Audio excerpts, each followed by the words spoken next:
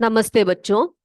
तो पिछली क्लास में हमने प्रकाश एवं प्रकाश यंत्र चैप्टर में अवतल लेंस, उत्तल लेंस के बारे में चर्चा किया।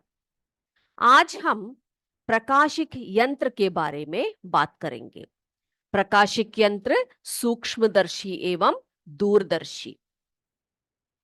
सूक्ष्मदर्शी के बारे में सबसे पहले हम बात करते हैं, जो माइक्रोस्कोप के नाम से हम जानते हैं। सूक्ष्मदर्शी या माइक्रोस्कोप।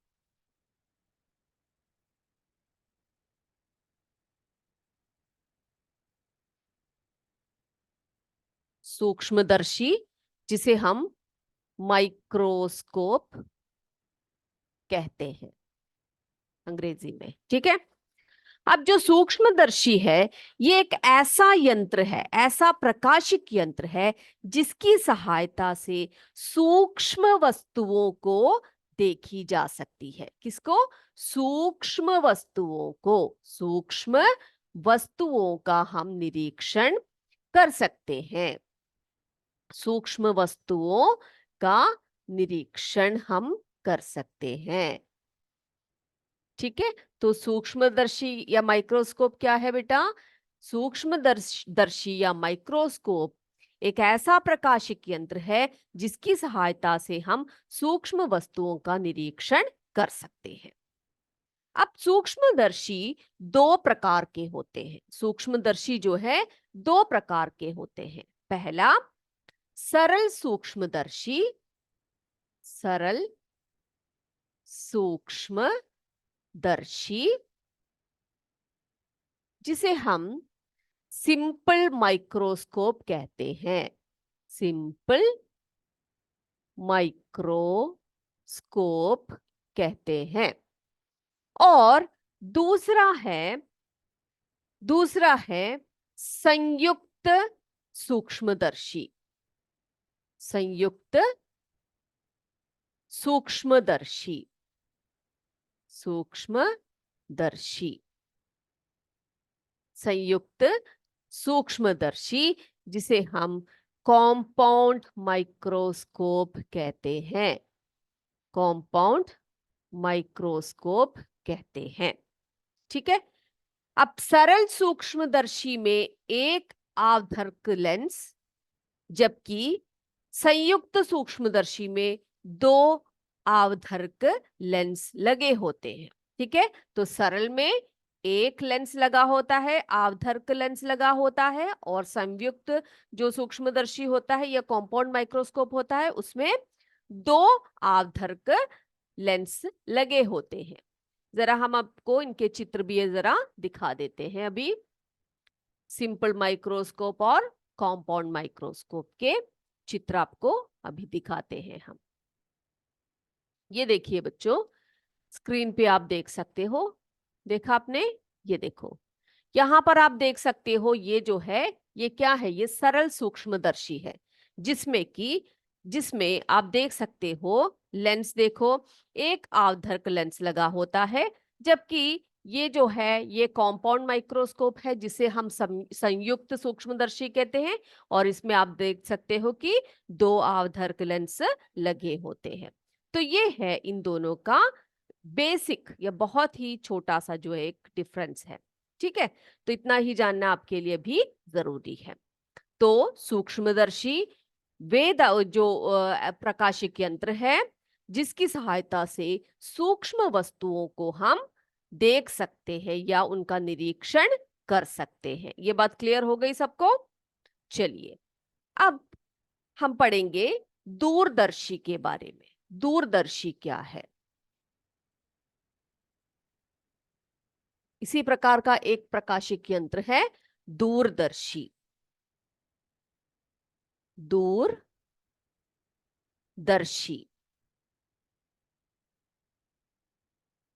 अब ये दूरदर्शी क्या है? ये भी एक ऐसा प्रकाशिक यंत्र है, प्रकाशिक यंत्र है जिसकी सहायता से हम दूर की वस्तुओं को, दूर की वस्तुओं, दूर की वस्तुओं को देख सकते हैं, दूर की वस्तुओं को देख सकते हैं, जिसकी सहायता से हम दूर की वस्तुओं को देख सकते हैं। ठीक है, तो दूरदर्शी क्या है बेटा? दूरदर्शी भी एक प्रकाशिक यंत्र है जिसकी सहायता से हम दूर की वस्तुओं को देख सकते हैं। तो आपको पता लग गया सूक्ष्मदर्शी और जो है दूरदर्शी में क्या अंतर है। सूक्ष्मदर्शी जिसकी सहायता से हम सूक्ष्म वस्तुओं का निरीक्षण कर सकते हैं, जबकि जो दूरदर्शी होता है जिसे हम टेलीस्कोप कहते हैं, दूरदर्शी को हम टेलीस्कोप कहते हैं, ठीक है, टेलीस्कोप कहते हैं, सूक्ष्मदर्शी को हम माइक्रोस्कोप कहते हैं। तो टेलीस्कोप वो है, एक प्रकाशिक यंत्र है जिसकी सहायता से हम दूर की वस्तुओं को, जैसे देखा आकाश के जो तारे हैं या फिर आकाश में जो अन्य वस्तुएं हैं, उन सब का निरीक्षण या दूर दराज की चीजों को हम आसानी से देख सकते हैं, उसी को हम दूरदर्शी कहते हैं। ठीक है, चलिए अब हम पढ़ते हैं मानव नेत्र के बारे में, ह्यूमन आई या मानव नेत्र। अगला हमारा टॉपिक है मानव नेत्र।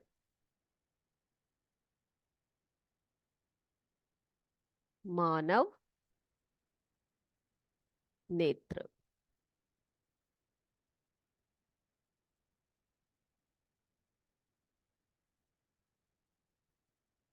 ह्यूमन आई या मानव नेत्र। तो हमें पता है नेत्र जो है हमारे शरीर का एक महत्वपूर्ण अंग है और इसके द्वारा हम पास एवं दूर की वस्तुओं को देखते हैं। अब मानव नेत्र कैसा होता है? गोलाकार होता है। मानव नेत्र जो है वो गोलाकार होता है। कैसा होता है? गोलाकार होता है, जिसके सामने का भाग उभरा होता है, जिसे हम कॉर्निया कहते हैं। ये मानव नेत्र जो है गोलाकार होता है और उस मानव नेत्र में जो है उसका के सामने का भाग उभरा होता है, उसे हम क्या कहते हैं? उसे हम कॉर्निया कहते हैं। क्या कहते हैं? कॉर्निया कहते हैं। कॉर्निया के पीछे एक अपारदर्शी पर्दा होता है जिसे आइरिस कहते हैं। क्या कहते हैं? आइरिस कहते हैं। आइरिस कहते हैं। आइरिस के मध्य में एक लघु निकास छिद्र होता है जिसे हम पुतली कहते हैं। क्या कहते हैं उसको? उस छिद्र को हम पुतली कहते हैं। पेशियों की सहायता से इसका आकार स्वतः ही अधिक प्रकाश में छोटा तथा अंधेरे में बड़ा हो जाता है। पुतली कैसी होती है कि अधिक प्रकाश में क्या हो जाता है? जब आपकी आंखों में प्रकाश पड़ती है तो आपको ठीक से दिखाई नहीं देता ना, बहुत ज्यादा प्रकाश होने से। तो क्या हो जाता है? ये पुतली जो है वो छोटी हो जाती है, छोटी हो जाती है। जबकि अंधेरे में अंधेरे में क्या होता है?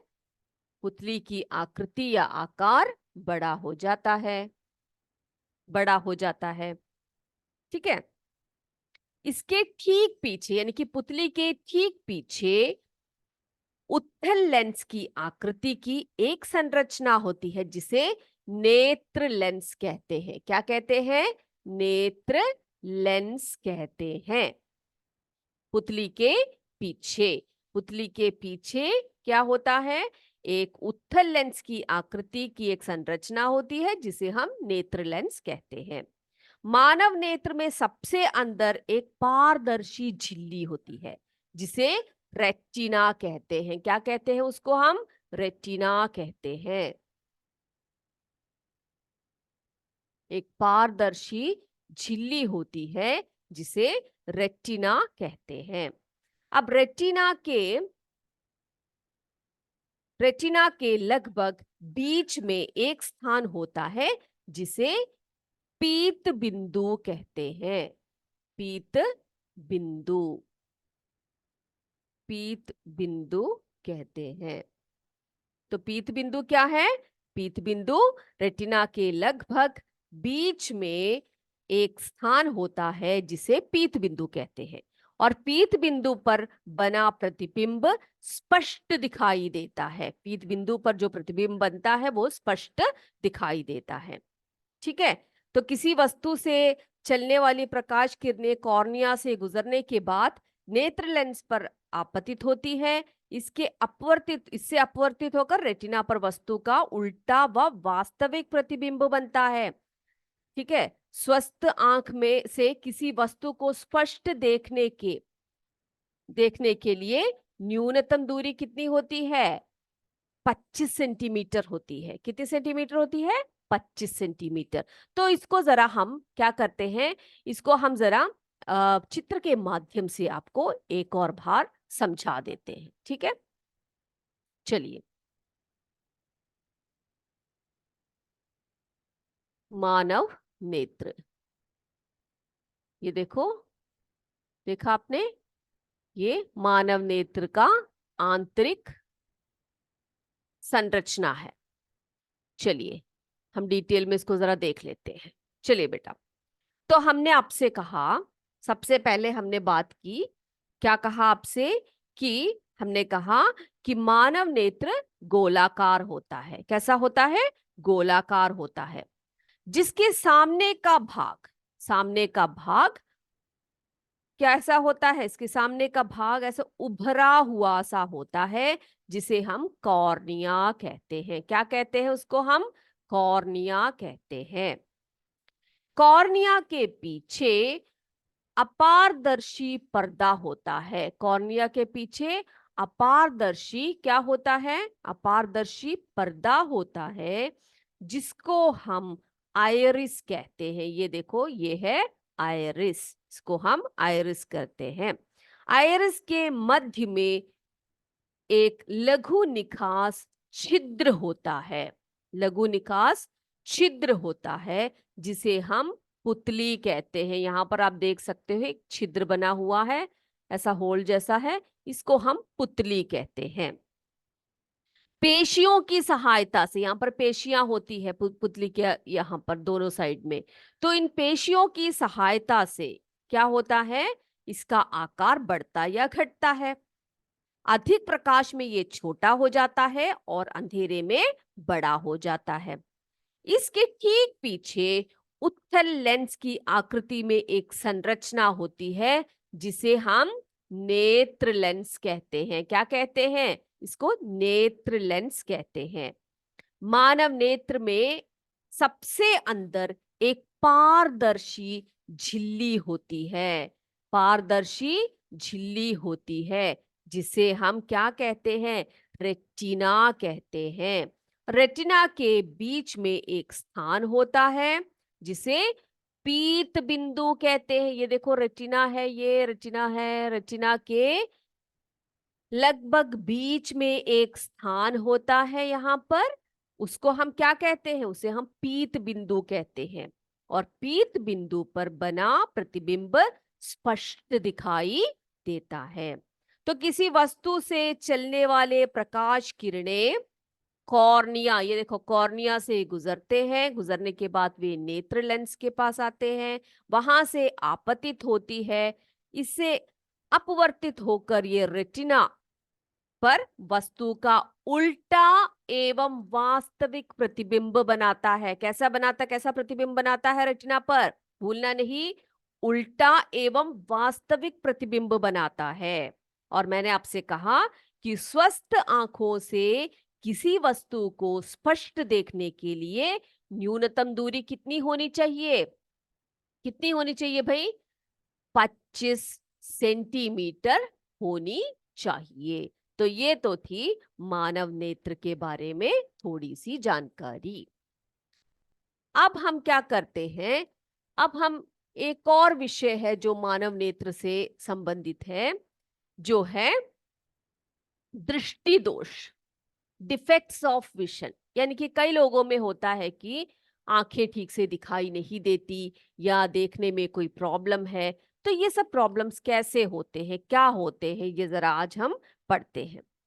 तो ये है दृष्टि दोष, यानी कि दृष्टि में जो दोष होते हैं। कई लोगों को पास से दिखाई नहीं देता, कई लोगों को दूर से दिखाई नहीं देता।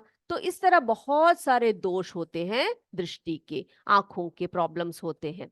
तो उसी को हम दृष्टि दोष कहते हैं, डिफेक्ट्स ऑफ विजन कहते हैं। क्या कहते हैं? Defects of vision, defects of vision कहते हैं उसको। तो चलिए इसके बारे में चर्चा करते हैं। जब मानव नेत्र के सामने स्पष्ट दृष्टि की न्यूनतम दूरी हमने आपको बताया 25 सेंटीमीटर, है ना, 25 सेंटीमीटर पर रखी वस्तु साफ साफ दिखाई नहीं देती है। कि 25 सेंटीमीटर यहां पर पास में रखा एक वस्तु को अगर आप उसको ठीक से देख नहीं पा रहे हो, साफ साफ नहीं दिखाई दे रही है, तो उसी को हम क्या कहते हैं? दृष्टि दोष कहते हैं। क्या कहते हैं उसको? दृष्टि दोष कहते हैं। अब ये दो प्रकार के होते हैं।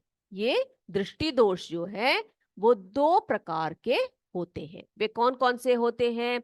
एक होता है निकट निकट दृष्टि दोष, निकट दृष्टि दोष।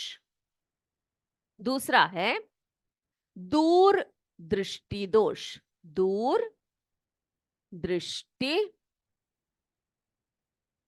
दोष। ठीक है, निकट दृष्टि दोष और दूर दृष्टि दोष, ये दोनों होते हैं। अब इसमें क्या होता है, इसको हम एक चित्र के माध्यम से पढ़ते हैं।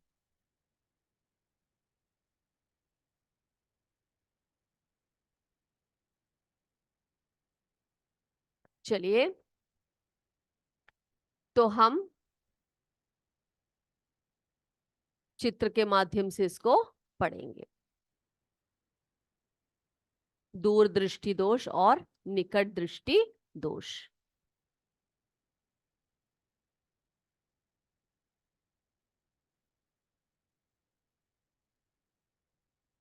ये आपको दूर दृष्टि दोष दिखाई दे रहा है।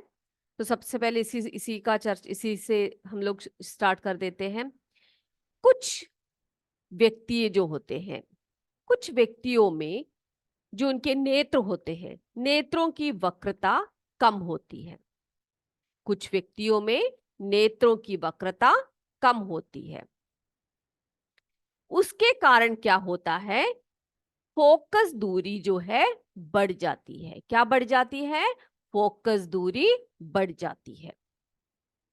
ठीक है, जिससे नेत्र के निकट स्थित वस्तुओं के प्रतिबिंब रेटिना पर ना बनकर, रेटिना यहां पर है आपको पता है, रेटिना पर ना बनकर क्या होता है? ना बनकर उनके पीछे बनता है। आप देख सकते हो, ये देखो इमेज जो है, जो प्रतिबिंब है वो पीछे की तरफ को बन रहा है। तो फलस्वरूप निकट रखी हुई वस्तुएं स्पष्ट दिखाई नहीं देती है और इस प्रकार के दृष्टि दोष को हम दूर दृष्टि दोष कहते हैं। क्या कहते हैं? दूर दृष्टि दोष कहते हैं। ठीक है, दूर दृष्टि दोष को दूर करने के लिए उचित फोकस दूरी का उत्तल लेंस के चश्मे लगाने चाहिए। क्या लगाने चाहिए उसके लिए? जो दूर दृष्टि दोष है उसको दूर करने के लिए उचित फोकस दूरी का उत्तल लेंस चश्मे में लगाना चाहिए। उत्तल लेंस द्वारा वस्तु के चलने वाली प्रकाश किरणें रेटिना पर, ये देखो उत्तल लेंस हमने लगा दिया, ऐसे चश्मे में क्या लगा दिया हमने? उत्तल लेंस लगा दिया। इससे क्या हुआ? प्रकाश किरणें जो है रेटिना पर केंद्रित हो जाती हैं, जिससे निकट की वस्तुएं साफ दिखाई देती हैं। इतनी बात क्लियर हो गई बेटा आपको? क्या कहा मैंने आपसे? मैंने ये कहा कि जो दूरदृष्टि दोष है वो क्या है? कुछ व्यक्तियों में नेत्रों की वक्रता कम हो जाने के कारण फोकस लेंथ या फोकस दूरी बढ़ जाती है, जिससे नेत्र के निकट स्थित वस्तुएं उनको जो प्रतिबिंब है वो रेटिना पर ना बनकर रेटिना के पीछे बन जाती है ना। तो क्या होता है, उससे जो है उनको पास की वस्तुएं साफ साफ दिखाई नहीं देती हैं। पास की वस्तुएं पास की वस्तुएं साफ दिखाई दिखाई नहीं देती, नहीं देती। तो इसको क्या कैसे ठीक किया जा सकता है? इसको ठीक करने के लिए हमें चश्मे में कैसे लेंस को लगाना चाहिए भाई? इसको ठीक करने के लिए हमें क्या करना चाहिए? हमें इसको ठीक करने के लिए उत्तल लेंस का उपयोग करना चाहिए। उत्तल लेंस वाले, उत्तल लेंस लगे हुए, उत्तल लेंस के चश्मों को लगाना चाहिए। उत्तल लेंस चश्मे लगाने से ये ठीक हो सकते हैं। अब निकट दूरदृष्टि सॉरी निकट दृष्टि क्या है? निकट दृष्टि दोष यानी इसको हम साइटेडनेस भी कहते हैं। इसमें क्या होता है? सीधे विपरीत, इसके विपरीत। कैसे? कुछ व्यक्तियों के नेत्र लेंस बहुत अधिक वक्र होते हैं, बहुत अधिक वक्र होते हैं, जो उनके लेंस है बहुत अधिक वक्र होते हैं। ठीक है, बहुत अधिक वक्र होते हैं लेंस जो है। इससे क्या होता है कि जो फोकस दूरी है वो कम हो जाती है, फोकस दूरी कम हो जाती है। और इससे क्या होगा भाई?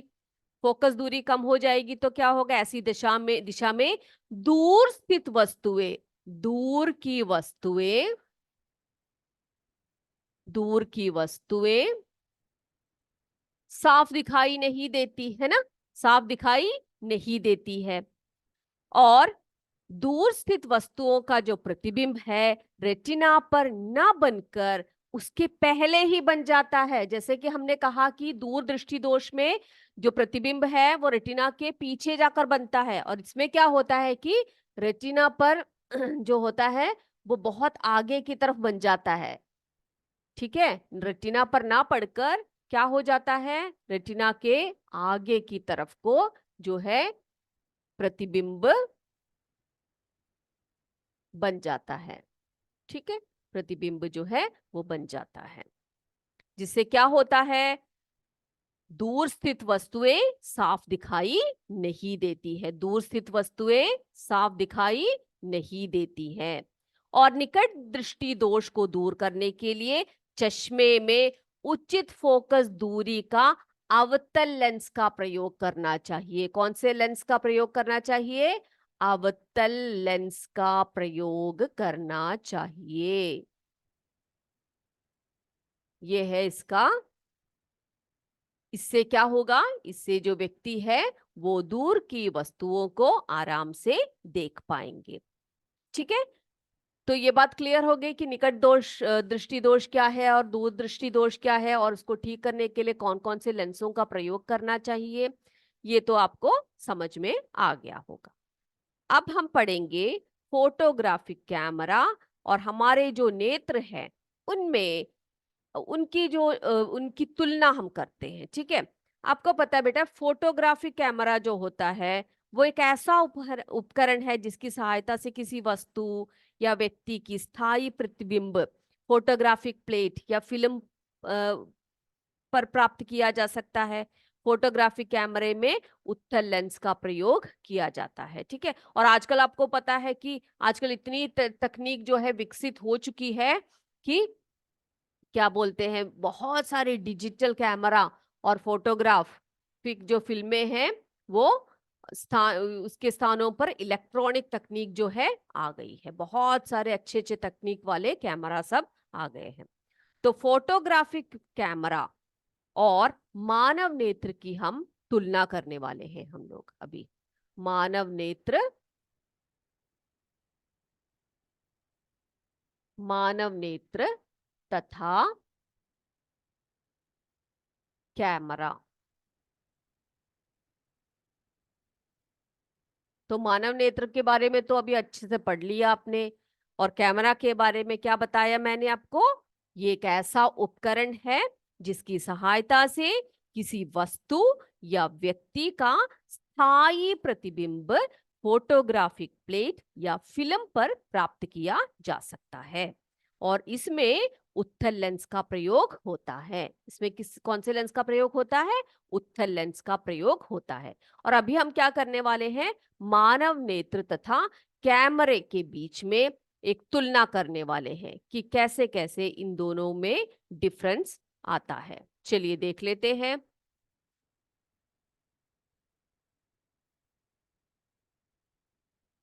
चलिए बेटा, अब ये देखो, मानव नेत्र, ठीक है।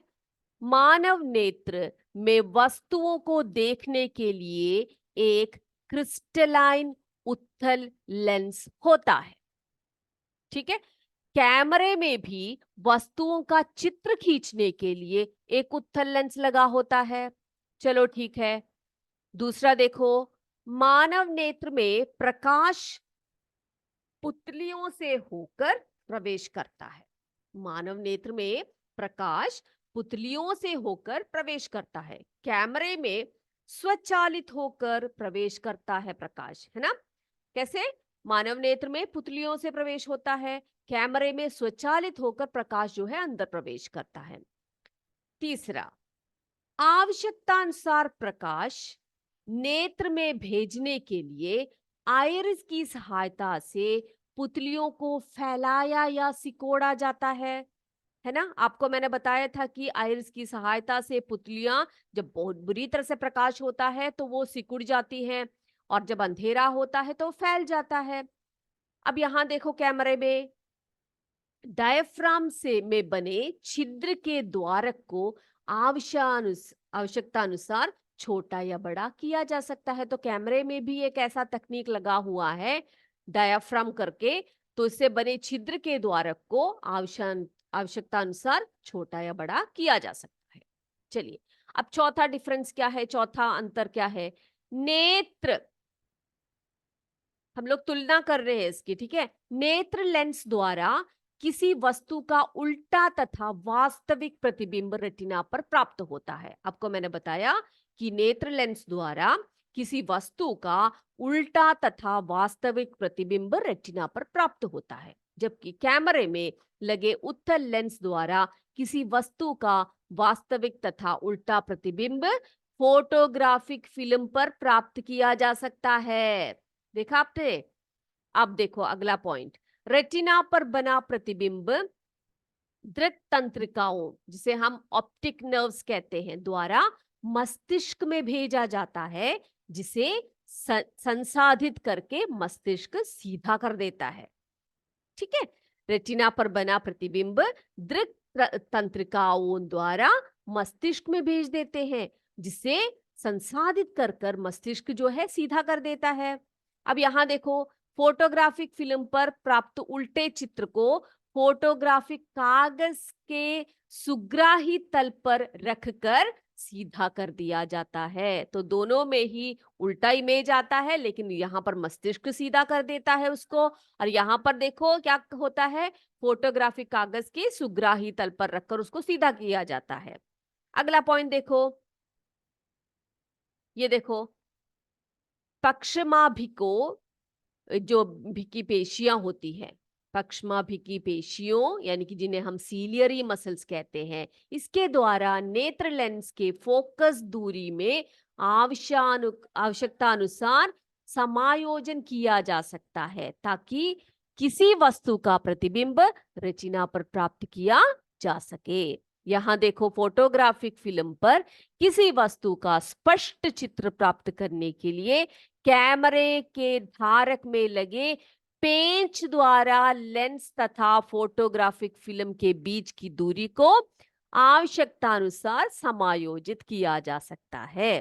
इतनी बात समझ में आ गई आपको? तो हमने अभी मानव नेत्र और कैमरे में तुलना किया।